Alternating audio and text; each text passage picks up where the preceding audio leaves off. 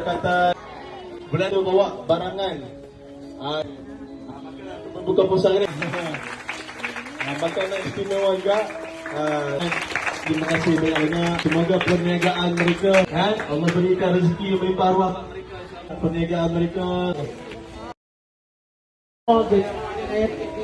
Doa orang fakir miskin ditakkan hijab.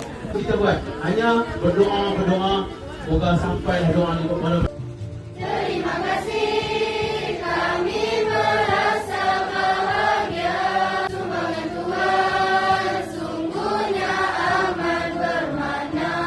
Tak terbalas segala, Allah saja sebaik pemberi kurnia. Alhamdulillah, aku melihat nanti Saya dulu pas saya nak jatuh juga. Saya tak faham. Perasaan tak pernah lalui juga. Mami banyak jadi orang yang berjaya sebab nak bantu anak-anak jatuh. And Alhamdulillah.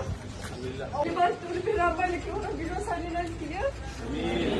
InsyaAllah akan datang lagi. InsyaAllah akan datang lagi. Allah ya Tuhan kami dan juga staf kami dan juga staf demi kau. Yang halal lagi berkat.